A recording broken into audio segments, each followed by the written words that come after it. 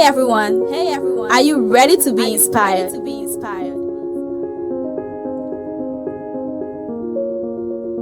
The Stand is a new show where we invite amazing people to talk about their lives and how they got where they are. You will hear stories of overcoming challenges, finding success, and making a difference. The Stand show is not just about being entertained. It is about being inspired to reach your own goals. Join me, Purity Andrews, and others from your favorite team of change, Team Stand Liberia, hosting amazing guests who will share their stories through a circle of mentorship on KMTV Channel 3. We've got new episodes every Fridays and Saturdays, so mark your calendars. The Stand Show. Hey everyone, welcome to episode 3 of The Stand Show, the Circle of Mentorship. I'm your host, Purity F. Andrews, and I'm so excited to be here with you today again. So, our Independence Day will be tomorrow, and I just want to say Happy Independence Day to you all in advance. Let's take a short break to be right back. Hey everyone, are you ready to be inspired?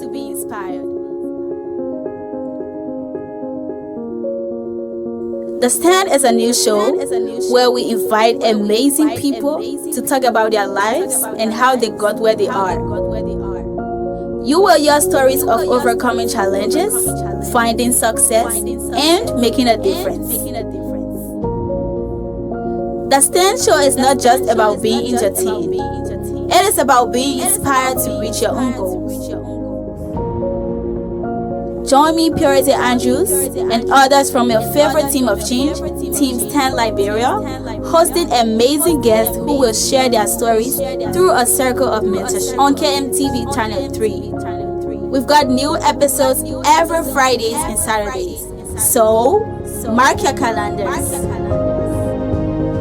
The Stand Show. Welcome back from the break, and thank you so much for tuning in with us. I'm your host again. I'm Purity F. Andrews. Today we are going to be talking about something very amazing and important that has to do with navigating eco pressure and driving national development. And our guest today is an executive director. He is the chairperson of NASIR. Please welcome Mr. Tundy Rodney Tarn. Thank you. Welcome to the show, Mr. Tarn. Yeah, thanks so much. It's an honor having you here, and we appreciate you so much for being on this platform with us. The pleasure is also mine. You know, your leadership with CEPIL and NASIR is very important and is very crucial, especially as Liberia faces climate challenges while striving for national development.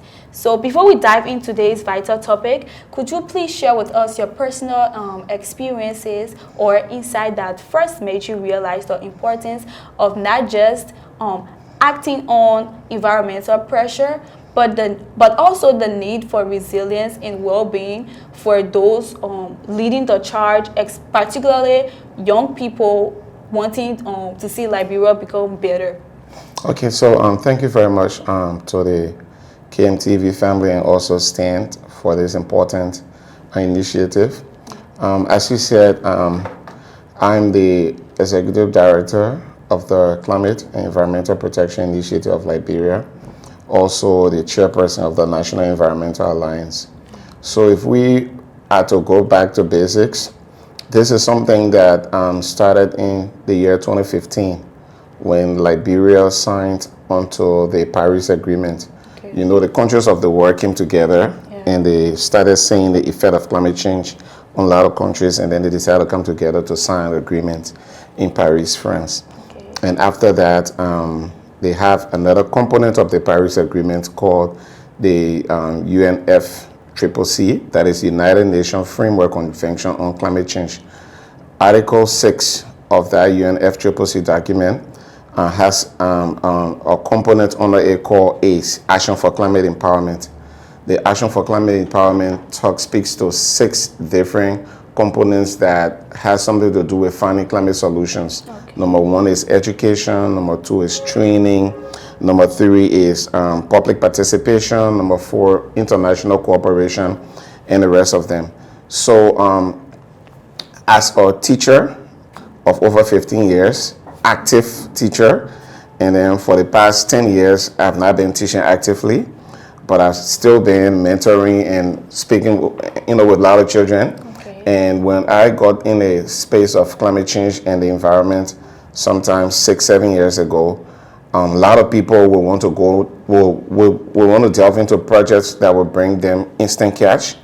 People are driven by money a lot in Liberia, also around the world. But I was thinking about the next generation.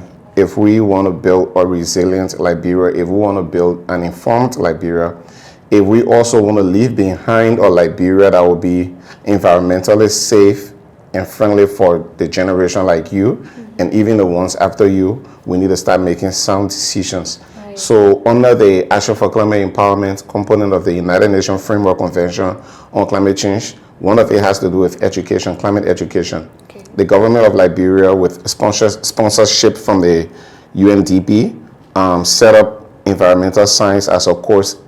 And when it comes to our tertiary education in university, now you have environmental science as a course, as a degree program, and people are doing that program. And also, even at the master's level, graduate level, Cottington, the University of Liberia, you have environmental science people doing it. But then we don't have environmental education at the secondary level, primary and secondary level. So you see there's a very big gap. So when you notice on our streets, when you notice in our communities, we notice in our markets issues about education, climate education amongst the young people, amongst the children, you don't see it there. So we thought about, my team, and a lot of other young people, even people at the EPA, we thought that it is important that we take climate education back to the basics. We started setting up environmental education program as early as 6 years old children, because if a child, when I was teaching Sotiama way back, a 4-year-old child knew how to read. So if a 4-year-old child can read, it means a 6-year-old child would be in first or second grade. It means that child can understand. Right. So we thought that at that level we could start educating our children and start making them have some informed information about issues about climate change and environmental sustainability.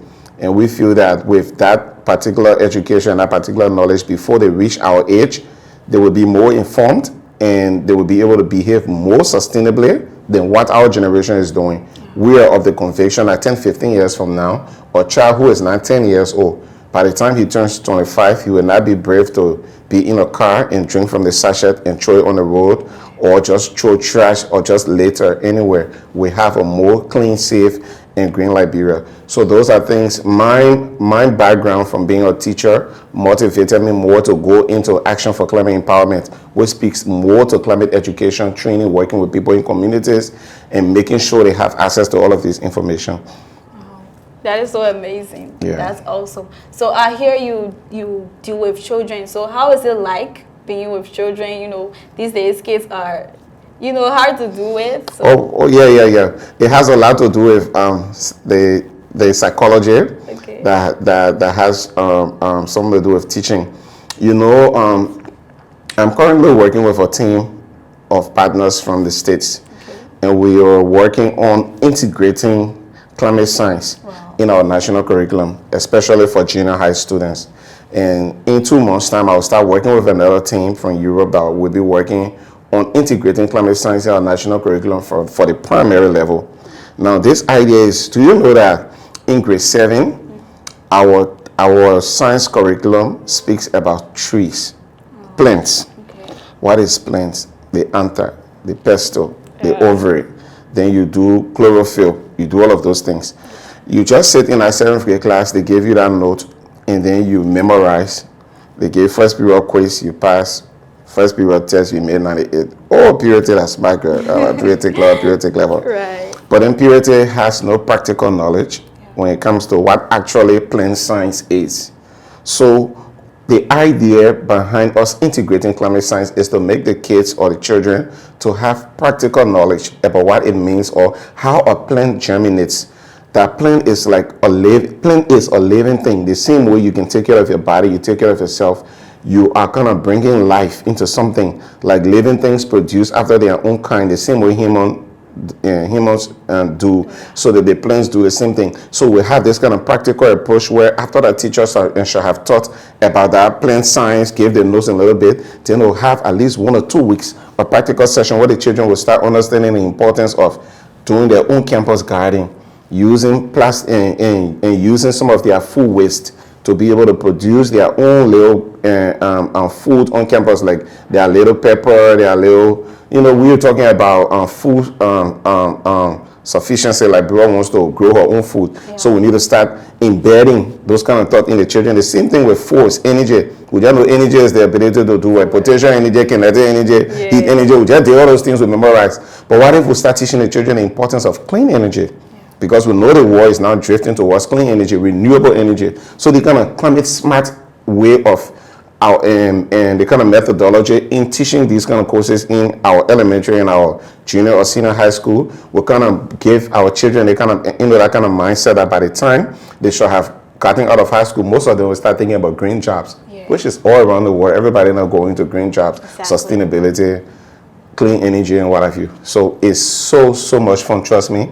We play, sometimes we go, we start dancing. If I had a chance, I'll show you some of our video. We kneel down on the ground, we laugh, and once we make fun, and the children are excited to do practical work. Sometimes they feel so bored in classroom, just sitting, these days classroom, you go from 8 to 4. You just sit in the classroom, so now, no teacher says, just be gossiping, lecturing, but when they have the kind of extracurricular activities, it kind of really, they've been so wonderful over the past 4 to 5 years. Nowhere I want to be than being with them, and I see them growing up and knowing a whole lot. That's amazing. That's great. So feel free to share your thoughts with us in the comment section. And let's take a short break to be right back. Hey everyone. Are you ready to be inspired?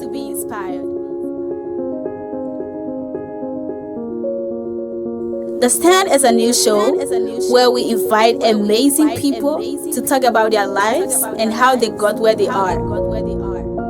You will hear stories of overcoming challenges, finding success, and making a difference. The Stand Show is not just about being entertained. It is about being inspired to reach your own goals. Join me, Purity Andrews, and others from your favorite team of change, Team Stand Liberia, hosting amazing guests who will share their stories through a circle of mentorship on KMTV Channel 3. We've got new episodes every Fridays and Saturdays, so mark your calendars. The Stand Show. Welcome back from the short break, and thank you for staying with us. I'm your host, I'm Purity F. Andrews, and don't forget, this is the Circle of Mentorship. So, Mr. Tarn, it is easy for youth to feel overwhelmed by the scale of climate change and their societal expectation for them to fix things and contribute. So, what's a common barrier or feeling of helplessness that you have observed among young Liberians facing these pressures? Okay, so it is just a practical thought that always come to mind when they feel that kind of pressure. Okay. As I can always tell people, sometimes people see me this huge.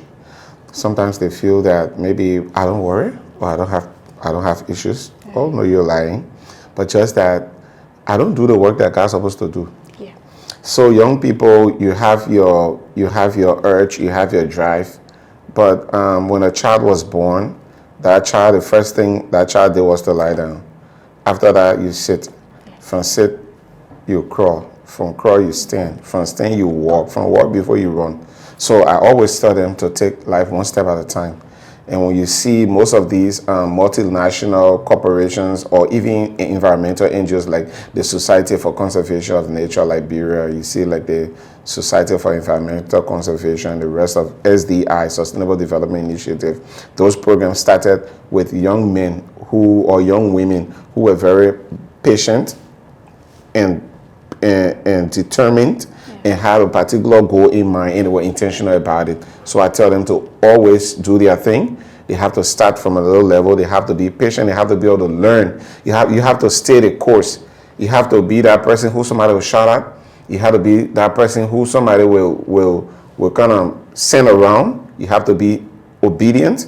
So I always tell them, and most of them that I have encountered, I have been able to have this kind of influence over them, and over time, they've been able to sit down and realize that even though it is a huge task to want to change this Liberia, especially when it comes to our climate issues, because when you go in communities, you see one community chairman get ready, he sell all of the land right in the waterway, when the environmental management law of Liberia speaks clearly against that. It is right in black and white.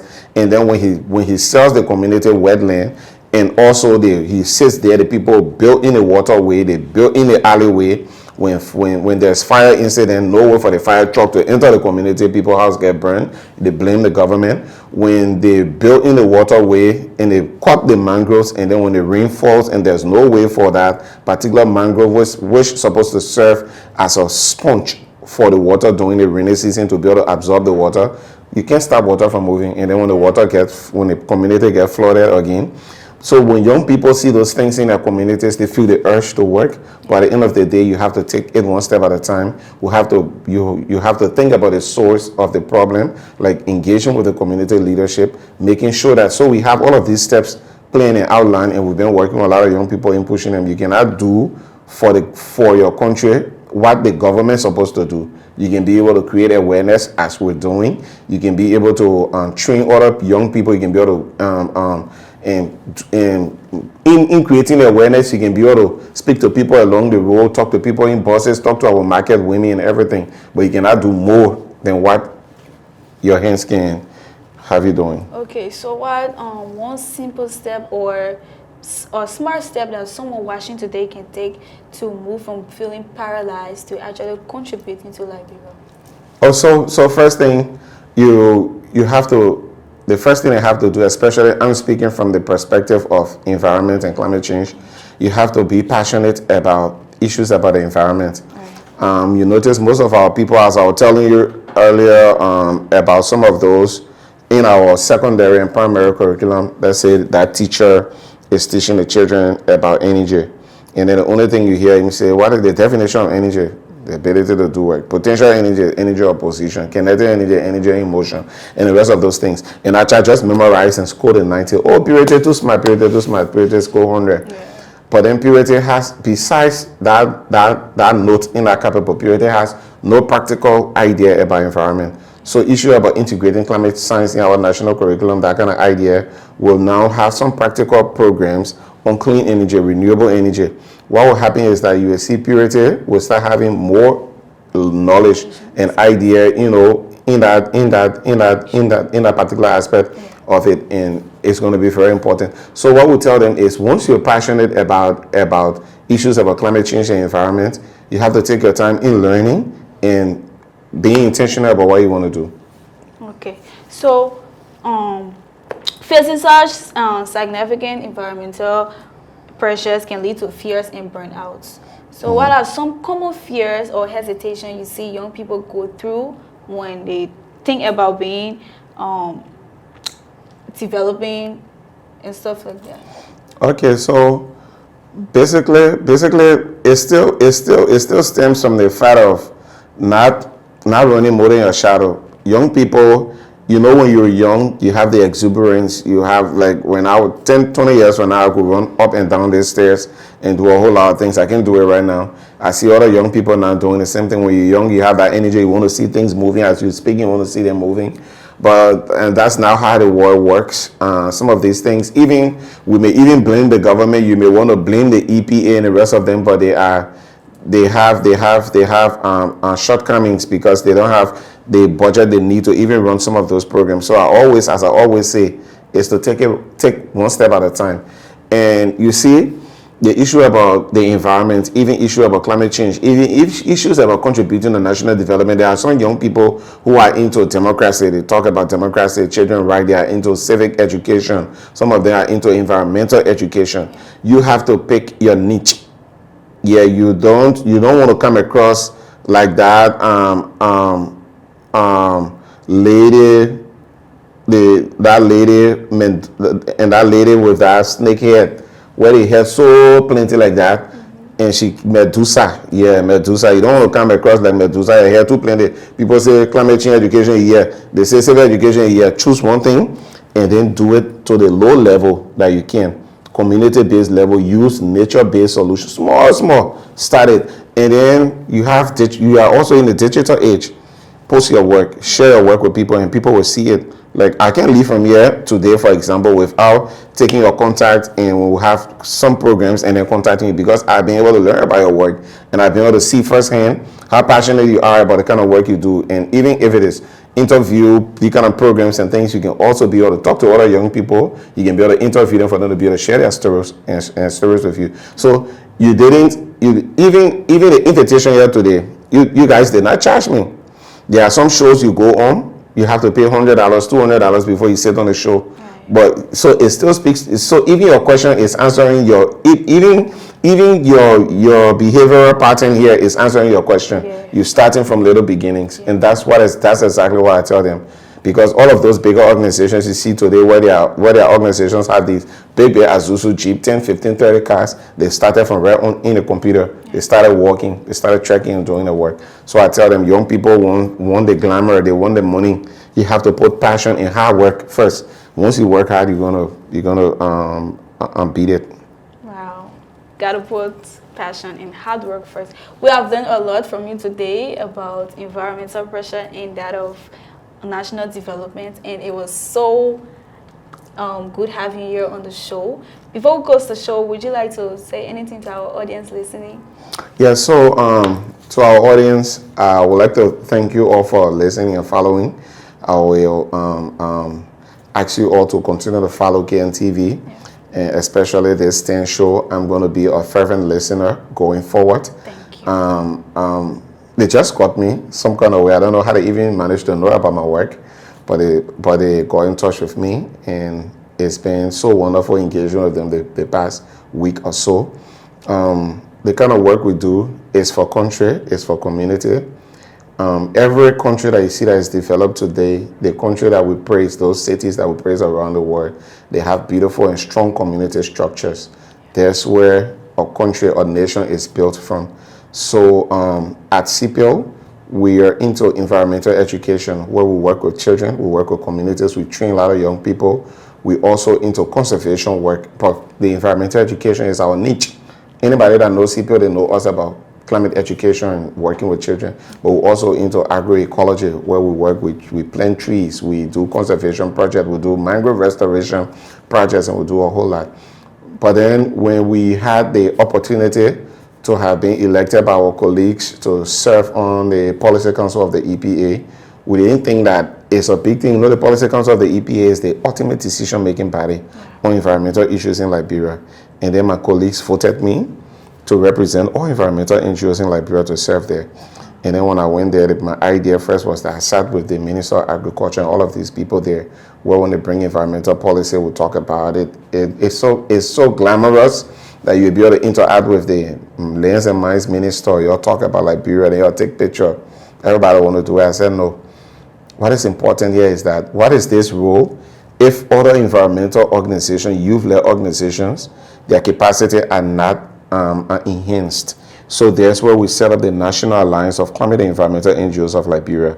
So we are an alliance of independent environmental NGOs. So when you are a climate change activist, you are an environmental group, you're just in your community, you're doing things. If you know, you can be able to get in touch with me. My number is 0886 11 7538. Whether you don't have no document, but you have passion about working in the environment, you can contact me on WhatsApp 0886 11 7538, and we'll be able to answer your call. We'll be able to put you among the fold so that we can be able to build a strong environmental alliance that when we speak, we can be able to work with the communities. We can be able to put the EPA feet to the fire. We can be able to see a more vibrant and inclusive Liberia. So we'd like to thank our president for including climate change, environment, and sustainability in our national development plan. We'll also thank Stan for thinking about environmental issues. You know, it's not an issue most people talk about. The other time I was on OKFM, we spoke for almost 1 hour talking about waste management, waste practices in Liberia. And at the end of the show, they called people on the radio to come and talk. They started speaking about why they're moving the speaker, the other person not moving the speaker. Young people were asking, oh, who moving in speaker, what the other speaker name? Speaker Kofa. Oh, why the other men do not want to the speaker? The men say, no, talking about environment, okay. Nobody wants to talk about these kind of things, but these are things that are killing us. You go in our communities, they are so filthy. So we want more young people to just think that when they are doing environmental science, their ambition should not be, I want working EPA or I want working UNDP. No. You want to work in your community and you can build something up and be able to reach it to that level. So thank you all for inviting me again. It was an honor being here with you. Thank you. And I'm so happy. Thank you.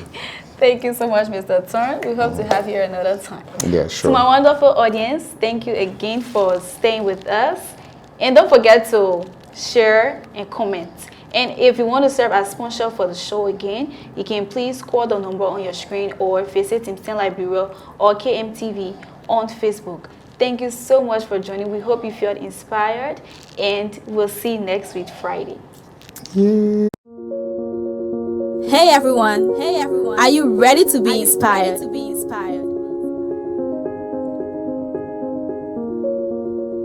The Stand is a new show where we invite amazing people to talk about their lives and how they got where they are. You will hear stories of overcoming challenges, finding success, and making a difference. The Stand show is not just about being entertained. It is about being inspired to reach your own goals. Join me, Purity Andrews, and others from your favorite team of change, Teams 10 Liberia, hosting amazing guests who will share their stories through a circle of mentorship on KMTV Channel 3. We've got new episodes every Fridays and Saturdays, so mark your calendars. The Stand Show.